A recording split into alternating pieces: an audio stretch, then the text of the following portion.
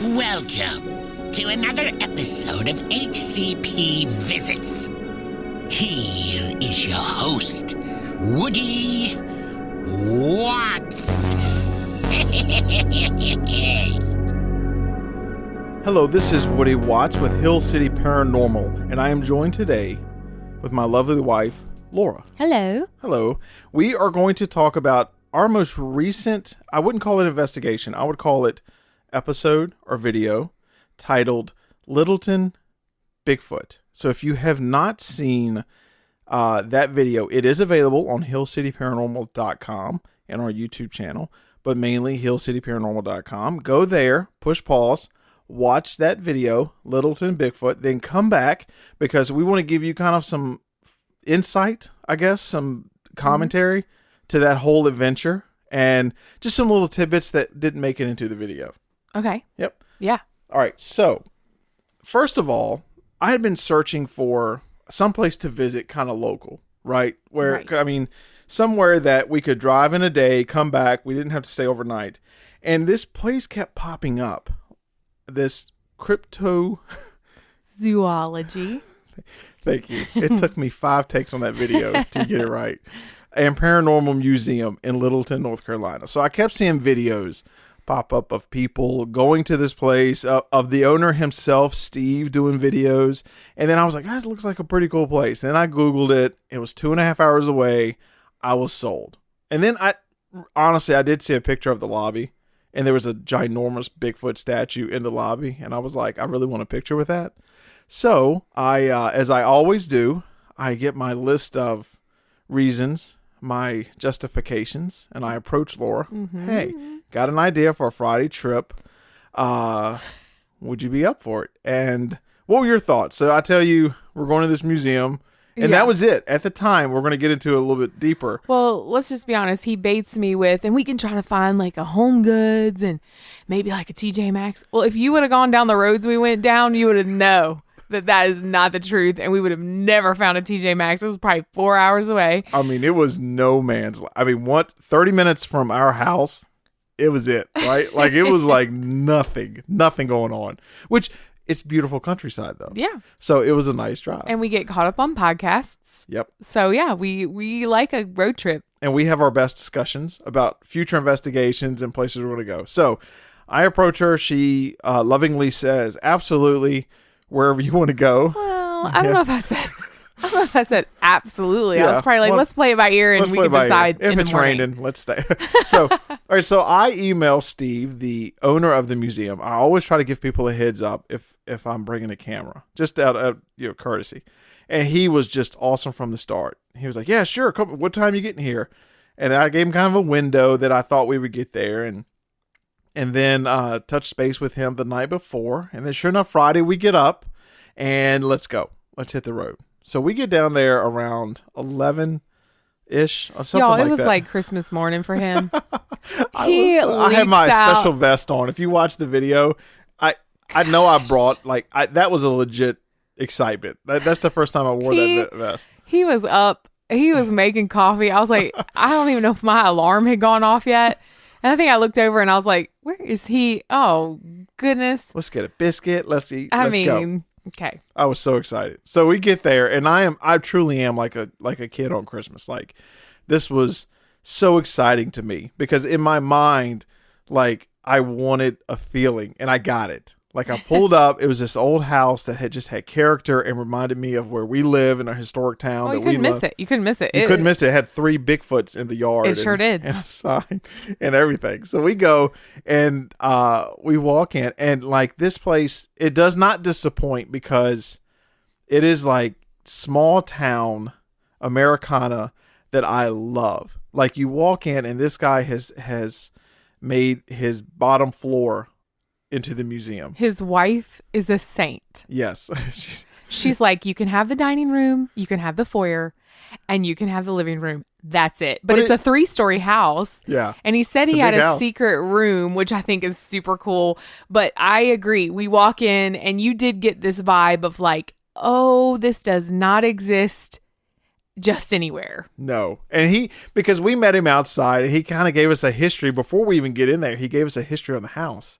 And like when they moved in and all this. So it was, I felt like I had known this guy, Steve, for years. And this was literally the first time I've ever met him. So we go in, again, you're met by this big Bigfoot. And then he's got I wonder where he even got that. I have no clue. It's awesome. I wanted to get a picture with that when I saw the videos. I was like, that's the first thing I want to get a picture with, you know? Yeah. But he's got, it's awesome. He's got several Bigfoot castings in that main room. To the left, he does have some haunted dolls, some UFO stuff.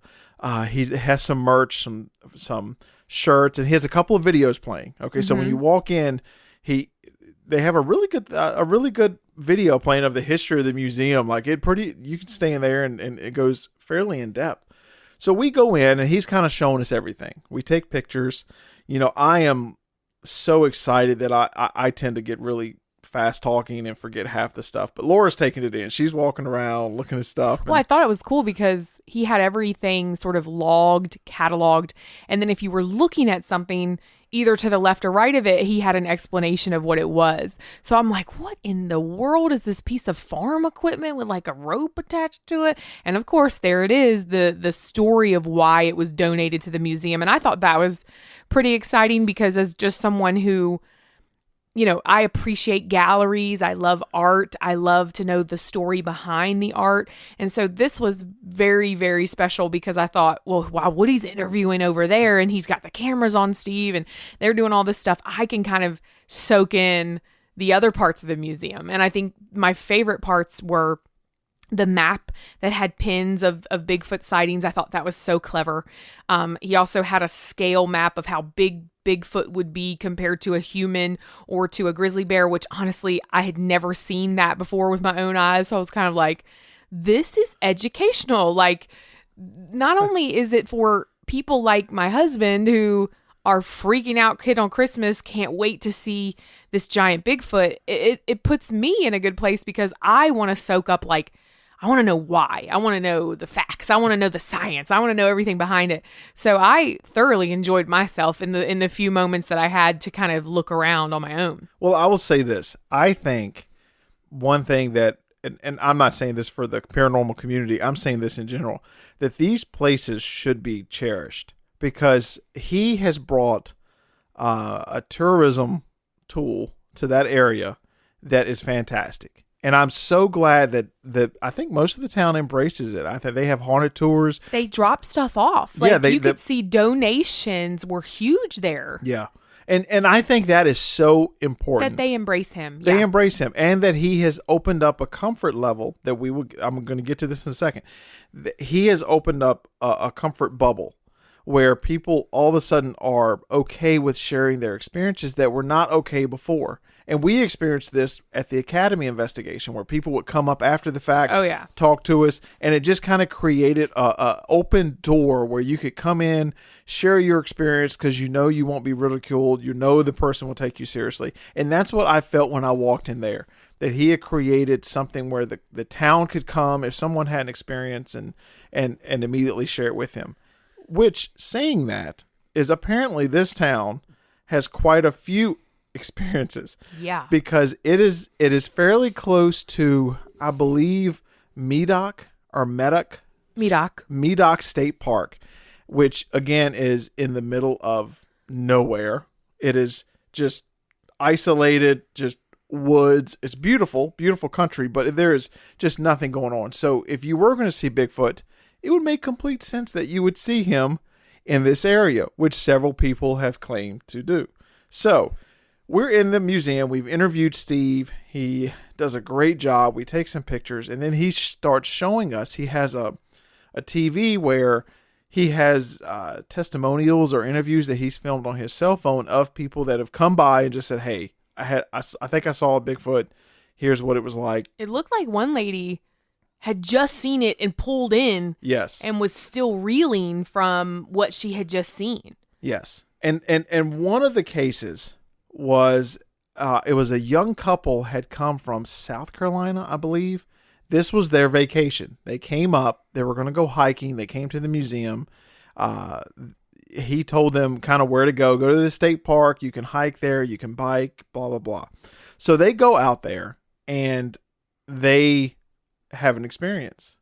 They feel like they have seen Bigfoot. And I think, Woody, you have it to where people can go and they can access Steve's videos from your website. Yes. If you go there, check out that, you'll see in the description where you can go to his channel, and he has all of these videos on there. And then some of us while we were there. Right. Yeah. So you could see the couple. They called Steve right after they had the experience. And so Steve shuts down the museum, goes down there with his phone, he films to document the experience. And the guy is still visibly shaken from the experience.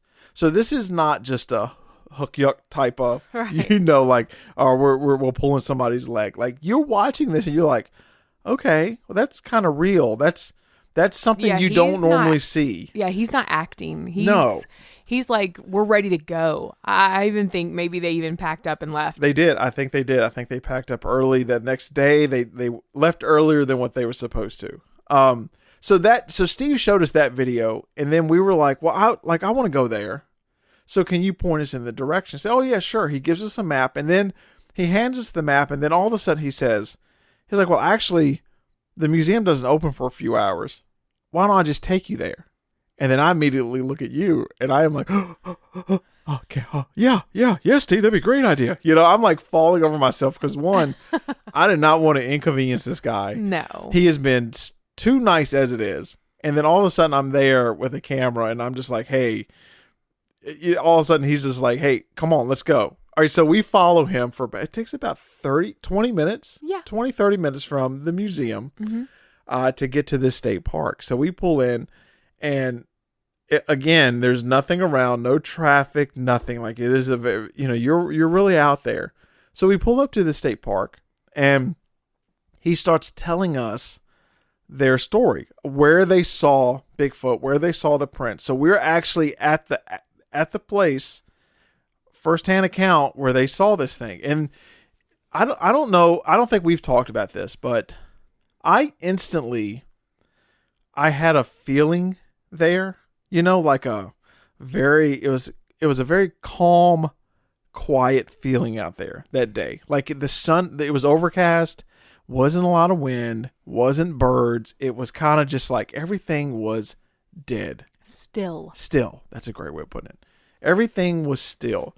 So we're out there, and he's telling us the story. So I'm already kind of, I would say excited. I'm anxious because I'm hearing the firsthand account, and I saw the guy that was visibly shaken after there. So I'm like, wait, what if we see something? It'd be awesome if we did, right? So he shows us the print, and then he was like, well, let's just keep walking. I'll show you where I found another print. All right, so we go further into the woods and on a hiking trail, and we see what did not make the video is we're following this creek, and we're basically hiking at this point. Like, the trail is not far from us, but we see this huge, wouldn't you say like a huge log, cut off log in the tree that was in the creek or river. Picture like if you want a stool around your fire pit, you go look for the biggest tree you can find that you can visibly with a chainsaw cut, but you'd probably need a hand truck to get it back to your fire pit because it would be a lot of weight to carry it. So I would say it was at least 12 to 16 inches high and at least that big around. Oh, it's huge. Like, I mean, like in reality, like firewood. Like, it looked like bigger than that. Yeah, like I mean, like couldn't fit in your fireplace. No, you would have to break it into at least four pieces. Yep. And so we see it's the log you chop logs on. Yes, exactly.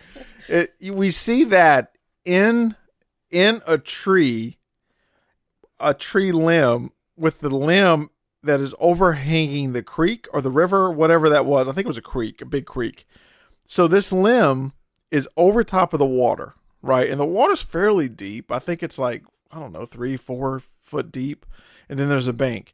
So the limb is overhanging that. And then this huge piece of wood or log is sitting in the branch. And so first of all, we're like, how the heck did that get there? But Steve saw it. Like yeah. his eye is kind of he's trained wandering. When he's talking to you, you for can like tell. Bigfoot signs. Yeah. Yeah. Well, he's always like, when he's talking to you, you can kind of see him kind of like his eyes are just kind of looking around the forest. He's there, but he's not there.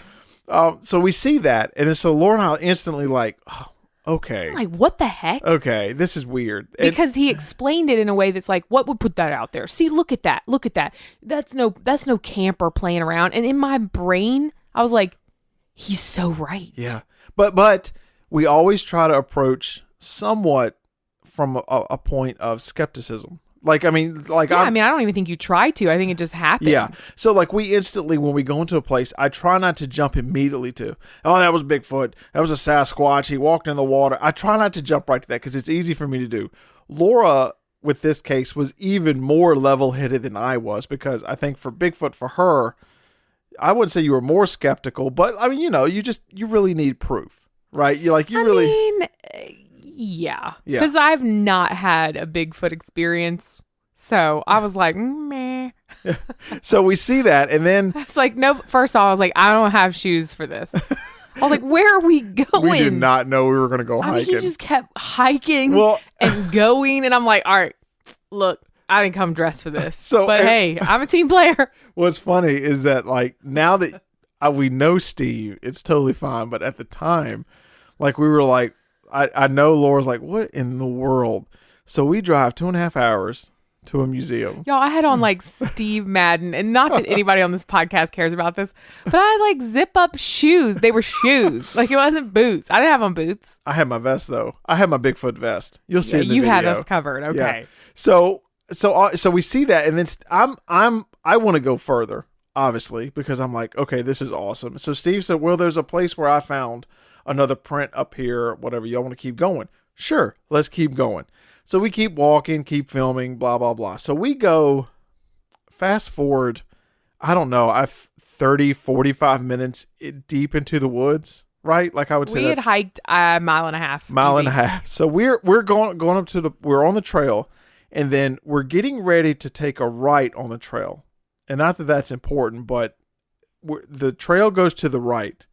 Then all of a sudden, Steve and I kind of look to the left a little bit, and through the woods, we see this area where it looked like 50 to 100 trees had been snapped off about 5 feet off the ground.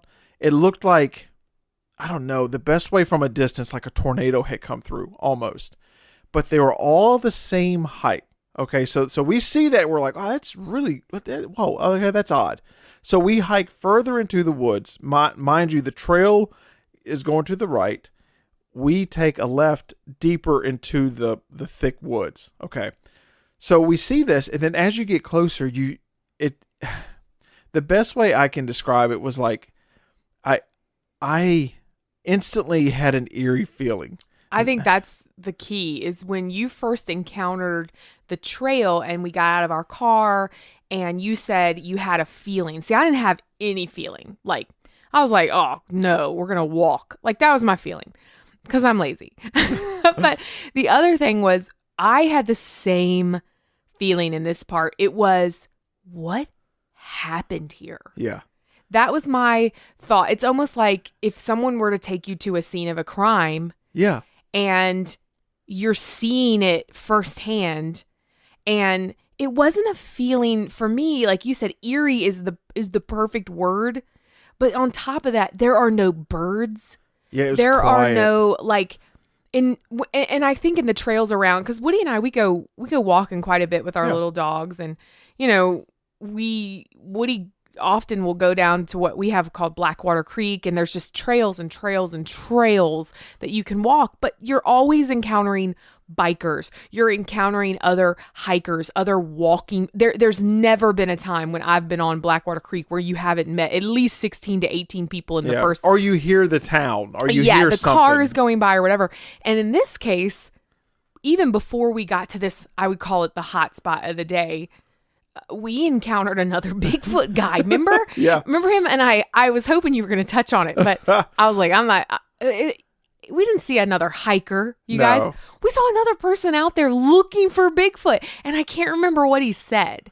He said he was going to go up to some loop. Yeah, there was bridle. some, yeah. He called the bridle like a horse's bridle. Yes. The bridle loop. He said, I'm going to hike up there. But you could tell, guys, he was a Bigfooter. He wasn't a hiker. No, he had his Bigfoot gear. He had his camera. Yep. And he was going the opposite direction we were, though. Yeah. So this was like he was definitely going to hike up, and we were going pretty much on the flat along the creek. Following the creek, Yeah. yes.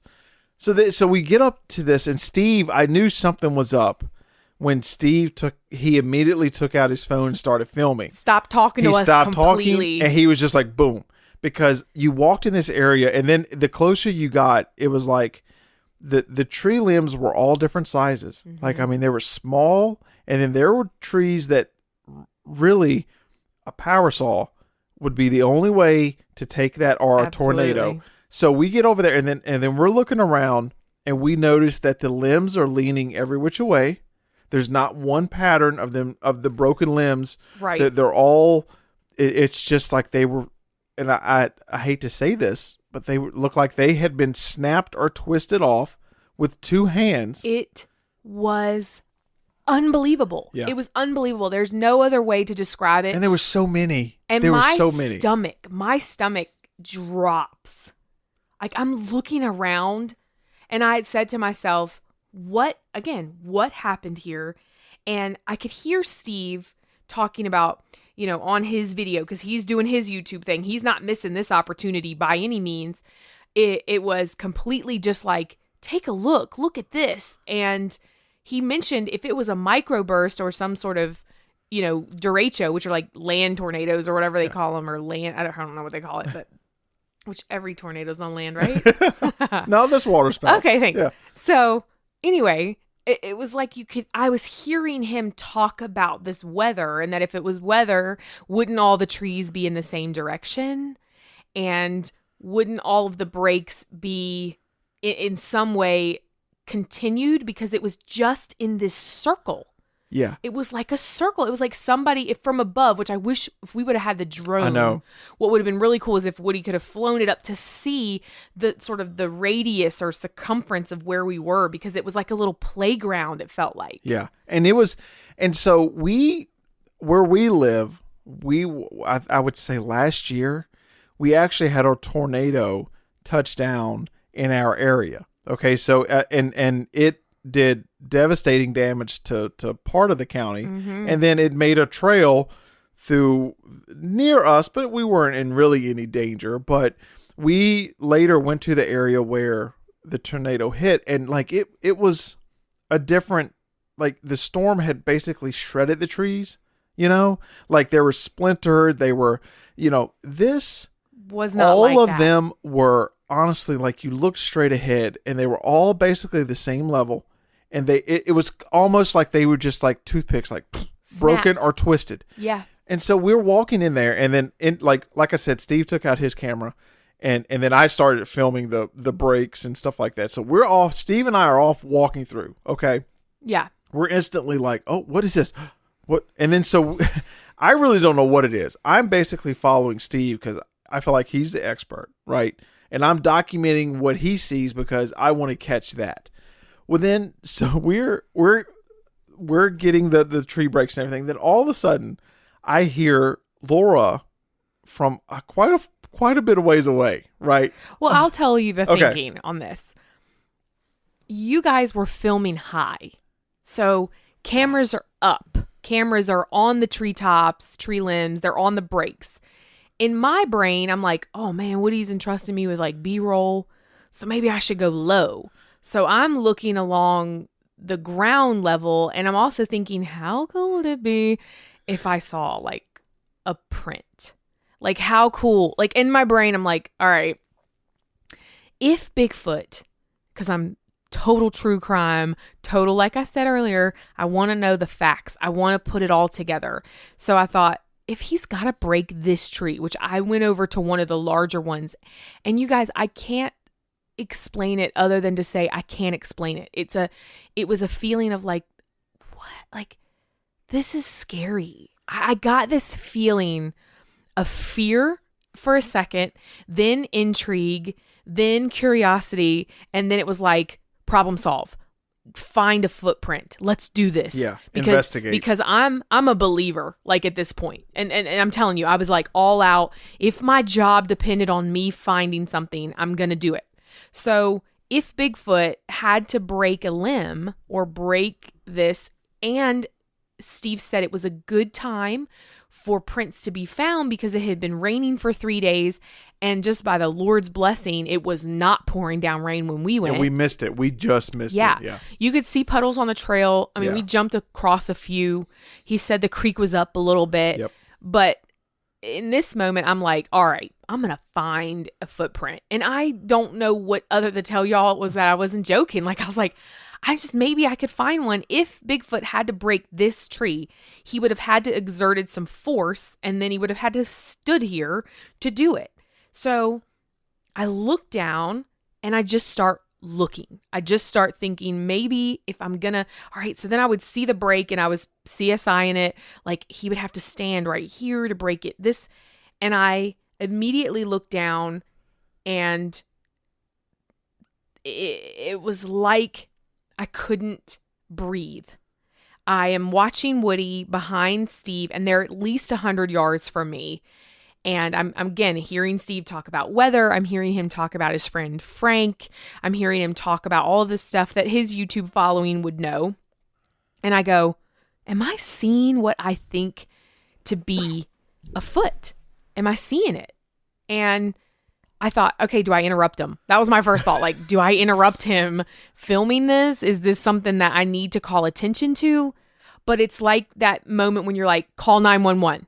You know, you don't care who or what is going on. It just had to be, I had to tell somebody. So I look over and I see the boys just kind of walking, and I was like, guys, I'm no foot expert.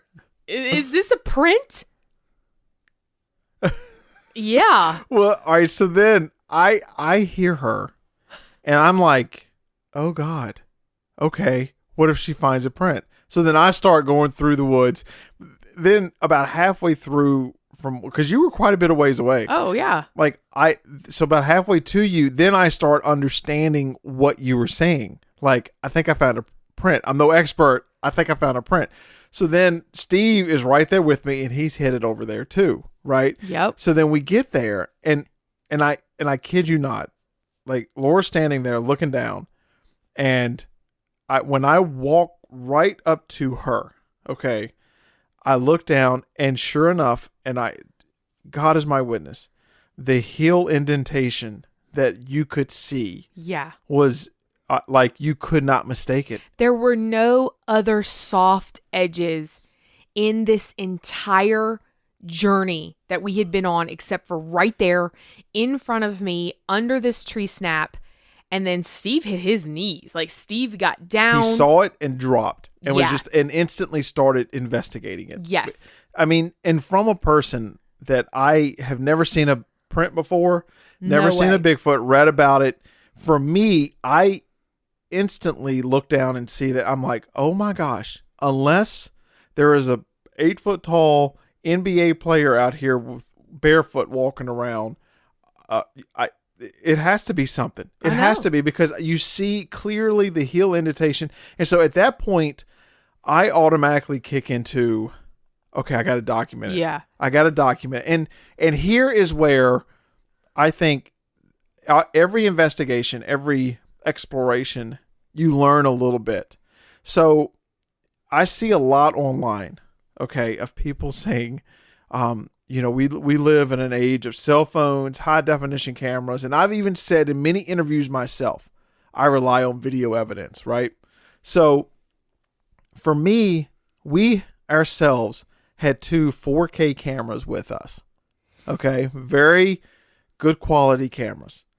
And no matter what picture I took of that footprint, it could not convey the depth of the impression of the heel or the toes or the arch. So when the next time you were online and the argument is, well, why are there blurry pictures, or why are there, listen, I had a $4,000 camera in my hand. Laura had a $2,000 camera in her hand. And I'm I am a professional photographer. Okay. Like, I am telling you this, like we were there and I still could not get that 3D depth to pictures or video. The only thing that I could get was, again, the video of him doing the cast of but that's coming later.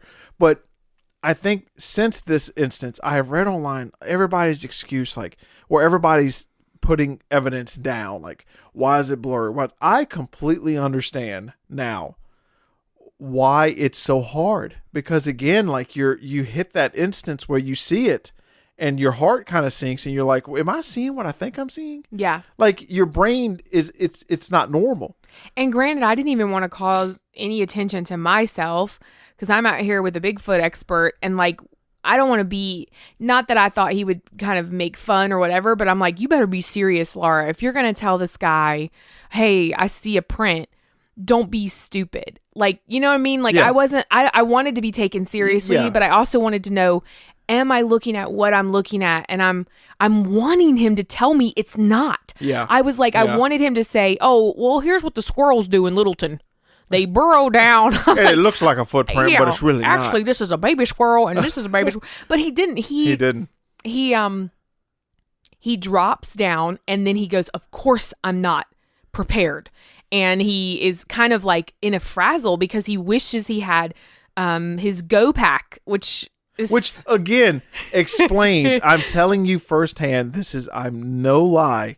So when you hear stories about, hey, I was just walking through the woods, saw this, or I was this, we experienced it. Right. Because we came early to this museum and he just on a whim, I'll show you where they saw it. Yeah. And he left his bag in the car. He said, we're just hike down there and just get your walking stick. I'll be fine. And that's it. And that was it. And so I completely understand now why it is so hard for evidence to be collected for this, because if it weren't really, honestly, for Laura and her CSI mind looking down and seeing something, I would have never caught it.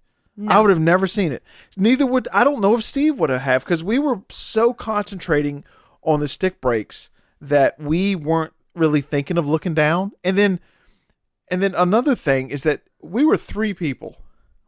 2 of us had cameras. We were walking around.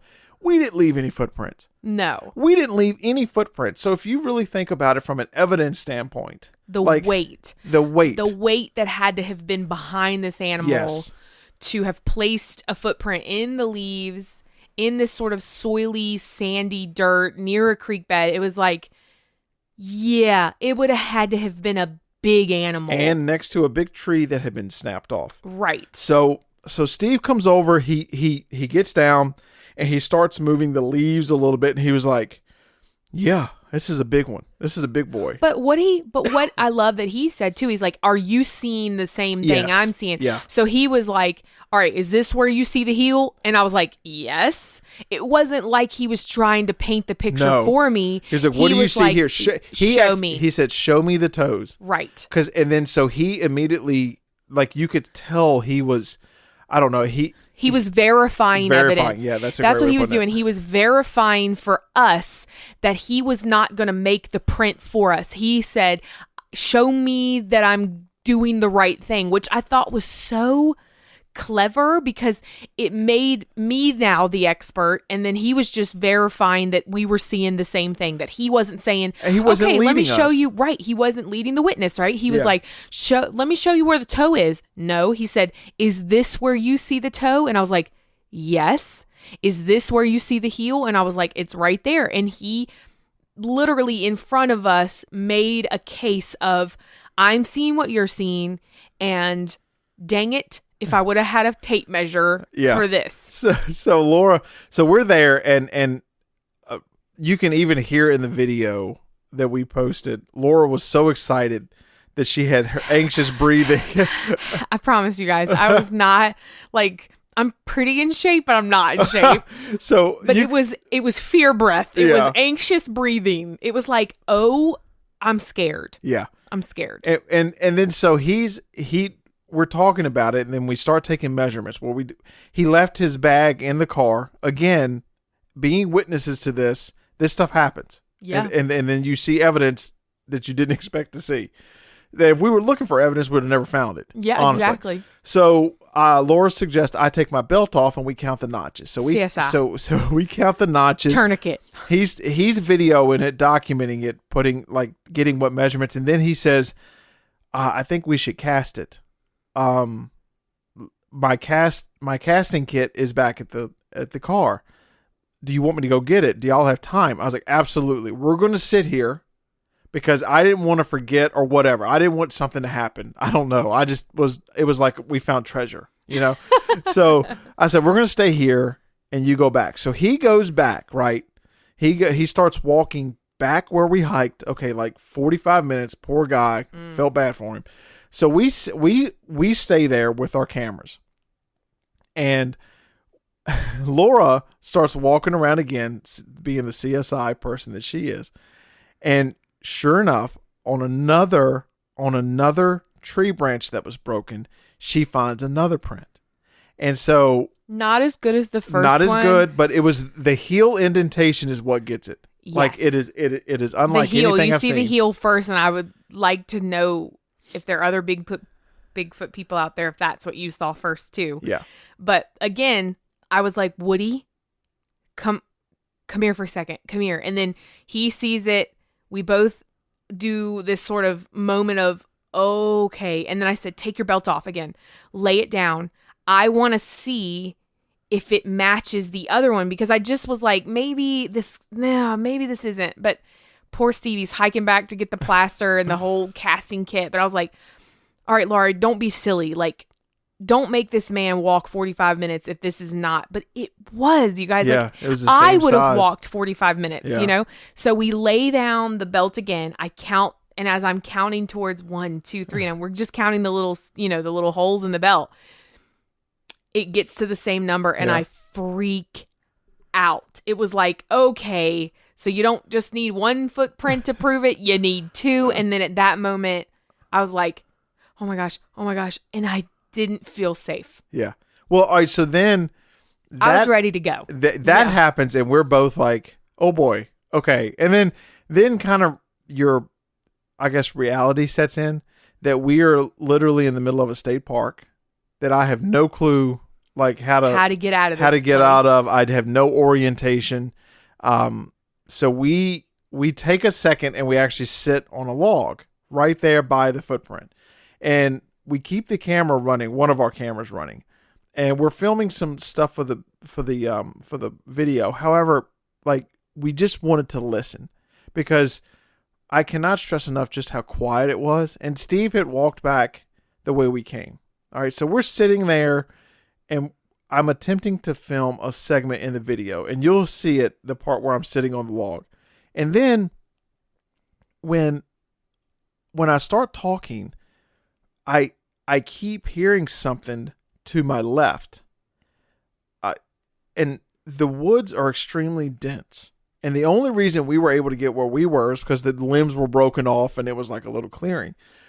So I started hearing something. Every time I would go to talk, I wanted to shut up because I kept hearing something walking from my left to my right back in the woods. And, I'm trying not to freak out. I'm trying not to say, oh, it might be a deer. Might be something, right? Might be just a squirrel going through the woods. So then we both just get quiet. And I kid you not, I hear a grunt. I hear now granted, it could be a deer grunt. I have heard them before. Okay.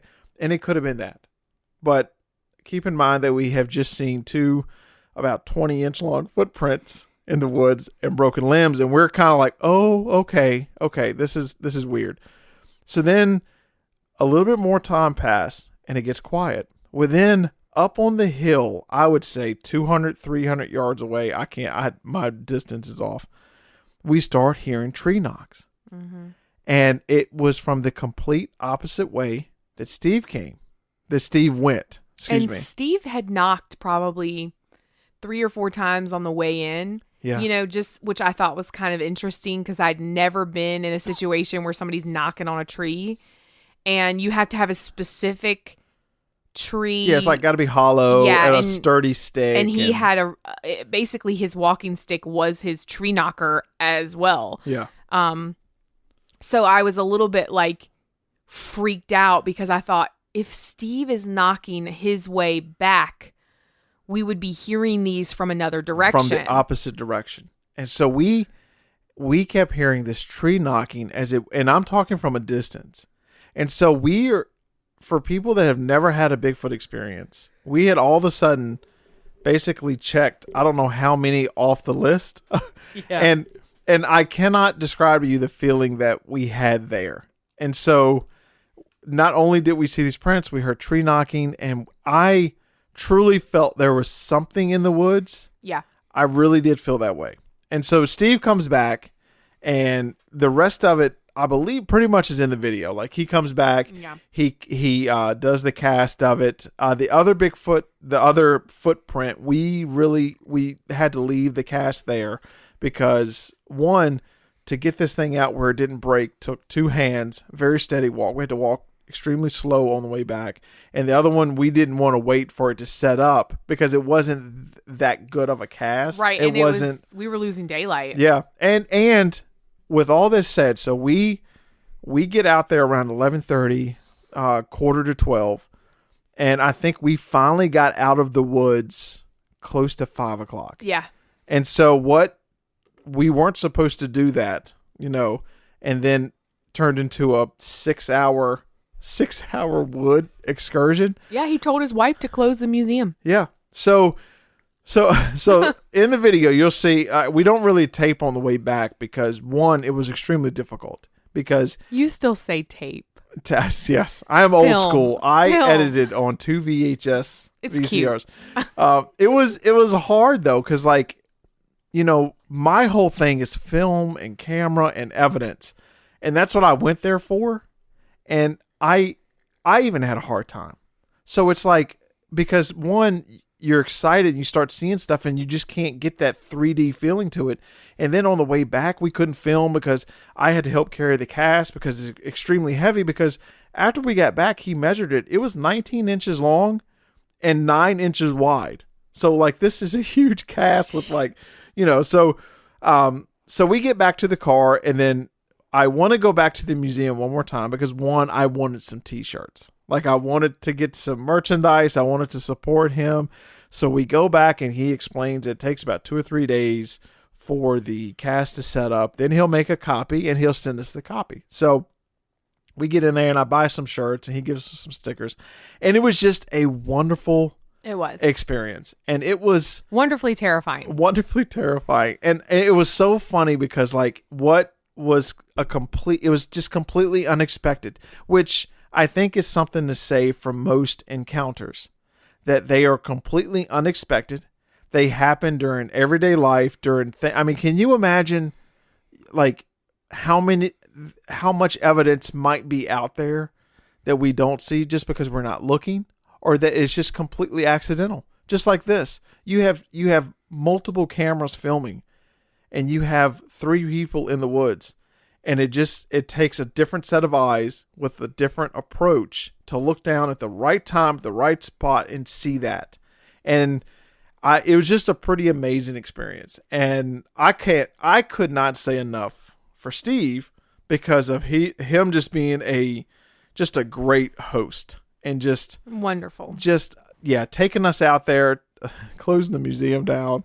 And so if you are ever looking for a day trip or somewhere to go, by all means, please, please, please go to Littleton, North Carolina, support Steve and this museum and buy some stuff. But then he's also got some events coming up like Paracon.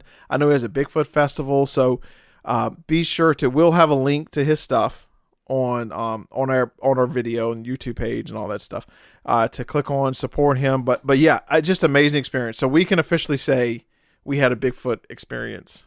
Now. I believe. You believe now. That's Dude, it. how could I not? Right? You saw 2 prints. Crazy. So again, if you've not seen the video, please check it out. It's at hillcityparanormal.com. It's on our YouTube page under Littleton Bigfoot, and I'm hoping Steve will visit me on the podcast. He said he would. I think I'm gonna give him a call and we can kind of recap the event as well with him. Oh yeah, I'd love to hear his perspective. Like, what is this girl? So thank Who you. is this girl? Thank you for listening, and please join us on the next episode with Hill City Paranormal. This has concluded this episode. Be sure to check out our website at hillcityparanormal.com, and thank you for